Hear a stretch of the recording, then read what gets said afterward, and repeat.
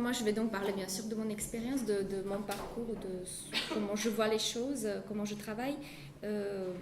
J'ai mis ce petit intitulé Espace ouvert et flexible parce que c'est comme ça que m'apparaît aujourd'hui le design graphique, aussi bien comme un champ de création, mais aussi comme un champ de recherche parce qu'il me permet de rencontrer les gens souvent des univers extrêmement différents. Donc c'est ce que j'aimerais un petit peu de montrer. Donc le point de départ pour moi, quand est-ce que je me suis quand j'ai commencé à m'intéresser au design graphique, eh bien c'était encore pendant mes études donc à la Sorbonne sous la direction de Serge Lemoine quand je commençais donc quand j'entamais ma maîtrise et que lui m'a proposé de travailler sur un livre tchèque, puisque moi je suis d'origine slovaque, donc ça tombait bien, qui était le livre Abeceda, publié en 1926 à Prague avec les typophotomontages de Karel Taigué. Et donc c'est d'emblée en fait pour moi la typographie et le design graphique m'est apparu comme quelque chose qui était étroitement lié en fait à d'autres champs de création artistique. Donc je ne suis pas du tout une typographe de métier, j'ai pas du tout la formation d'une pratique typographique, ni de design graphique. Je suis une pure théoricienne, horrible. Mais donc cette discipline, ce design graphique m'est apparu comme quelque chose qui est lié justement, par exemple, à la poésie. Donc c'était évident dans le cas de ce livre. Et puis c'est devenu de plus en plus évident lorsque je commençais à travailler sur ma thèse qui était consacrée donc à la lettre dans l'art des avant-gardes entre les deux guerres. Donc il y avait bien sûr la poésie, il y avait aussi le monde du spectacle, de la danse, et donc la littérature, la peinture, les collages, les photomontages, ça devenait un monstre assez énorme.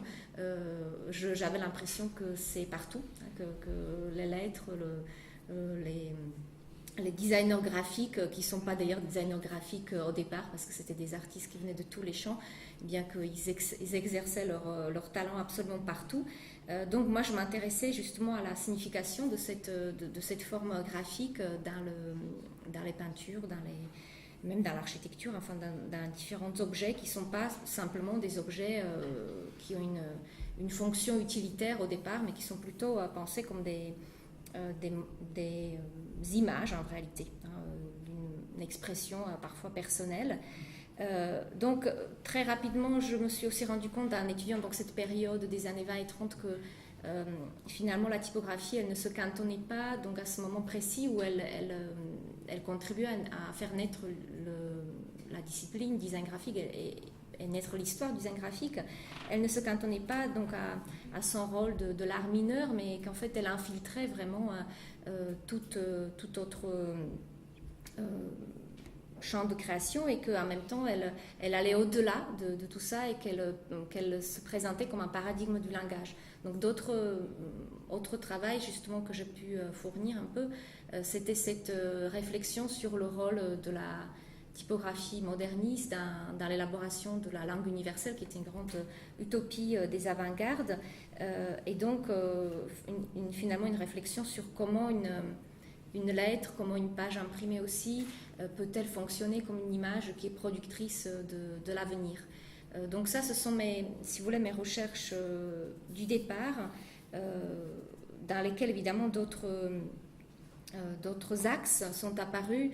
Par exemple, donc c'est toujours bien sûr lié à la période très précise, cette idée qu'un certain nombre d'artistes ou d'architectes d'ailleurs aussi pouvaient se tourner vers le design graphique, vers la fabrication d'affiches ou d'autres comme ça imprimés, parce qu'ils croyaient que c'est vraiment par ce biais-là qu'ils pourront toucher un public beaucoup plus nombreux que par le biais d'une peinture ou d'un bâtiment qui sera peut-être jamais construit parce qu'il n'y a pas de moyens. Donc ça apparaissait très clairement qu'en fait ce champ créatif, ce design graphique était pour certains véritablement un moyen d'action efficace.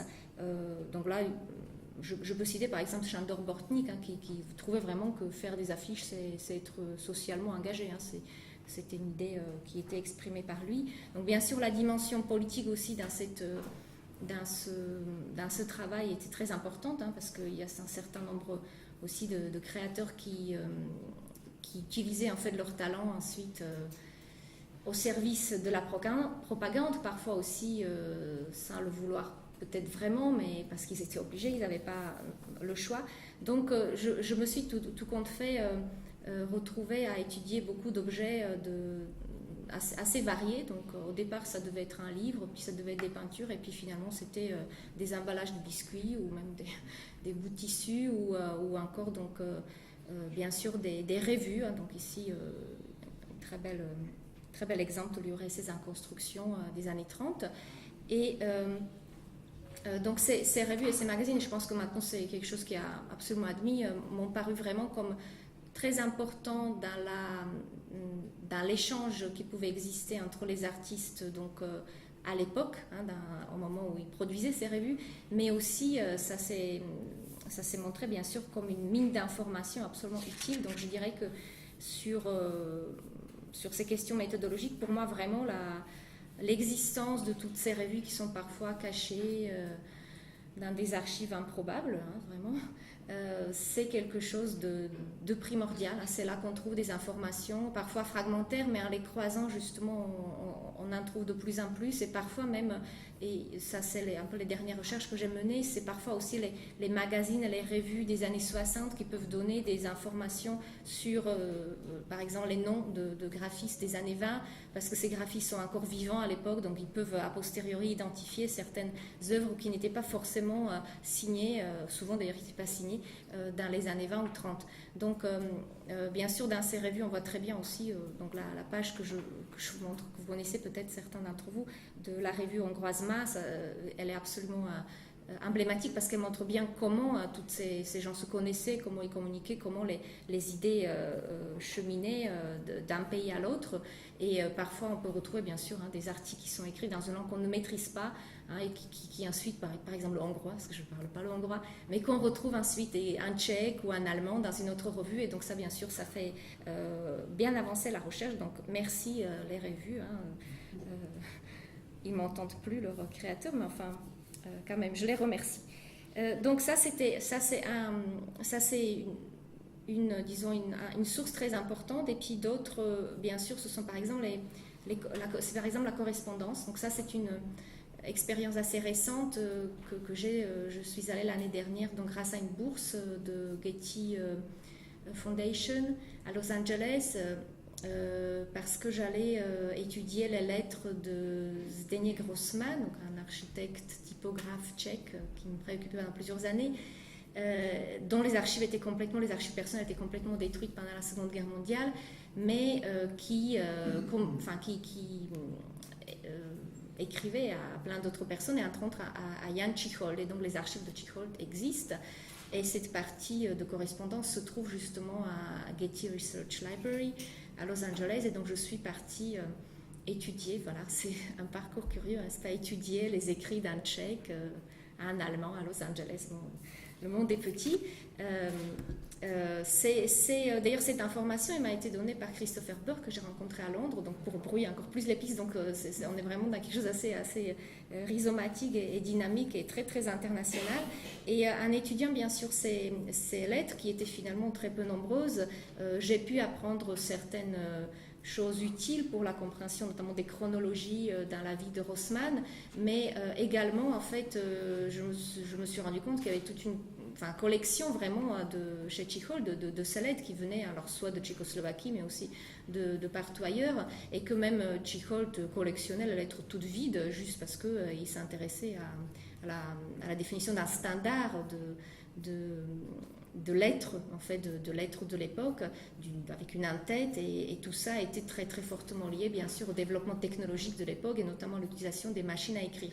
Donc ces documents en fait de la culture, ces lettres qui sont finalement bien sûr les documents de la vie, hein, d'un artiste, de ces échanges avec un autre, mais qui sont en même temps les documents tout simplement de la culture matérielle de l'époque, des interactions avec les progrès techniques qui pouvaient exister.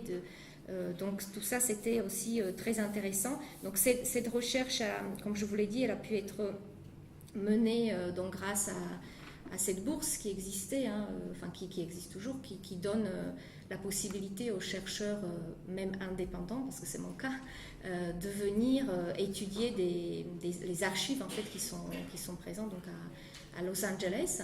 Alors, dans mon travail de recherche, justement, comme je ne suis pas particulièrement affiliée à une institution publique, c'est souvent assez difficile en fait de se faire une place au soleil en France, hein, parce que comme on en a discuté tout à l'heure avant que le débat officiel s'ouvre, ce statut de chercheur indépendant n'est pas particulièrement reconnu officiellement en France, mais ça ne pose pas de problème ni aux États-Unis ni en Allemagne. Donc moi j'ai plutôt travaillé avec les bourses allemandes et américaines pour l'instant. Voilà. Dans mon travail, je suis arrivée à m'apercevoir bien sûr que cette histoire du design graphique qui était en train de se construire, de naître dans les années 20, était une histoire absolument collective.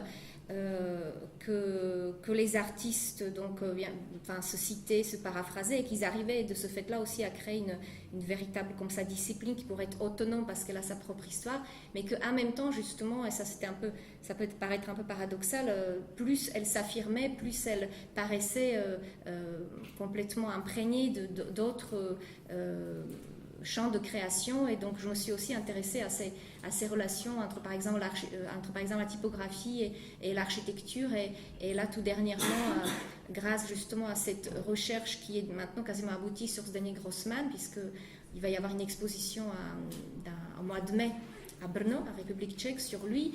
C'est quelqu'un qui était designer graphique, on le connaît comme ça, mais en réalité il avait une formation au départ d'architecte.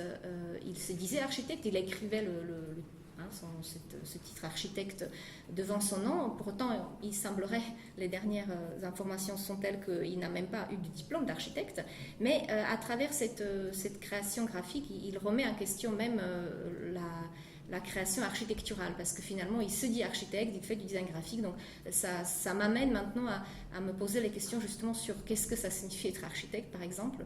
Est-ce que, comme Hennes Mayer le disait, hein, et Zdeněk Grossman y adhérait, l'architecture c'est l'organisation, donc à ce moment-là on peut dire on peut organiser autre chose que les bâtiments.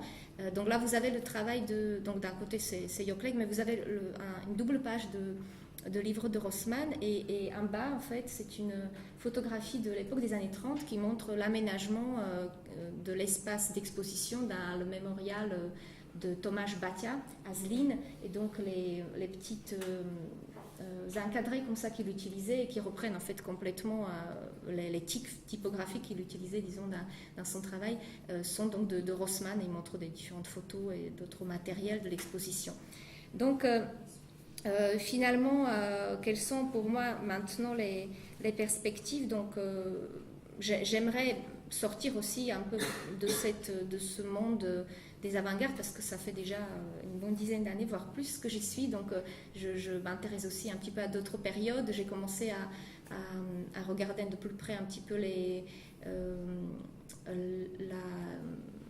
la revue Archigramme, et en fait son élaboration dans Londres des années 60. Et donc justement j'essaie de pouvoir peut-être appliquer ces connaissances que j'ai pu avoir à partir de l'étude des années 20 et 30, justement dans une autre période qui pourrait peut-être sur certains angles être comparable, donc dans un autre endroit.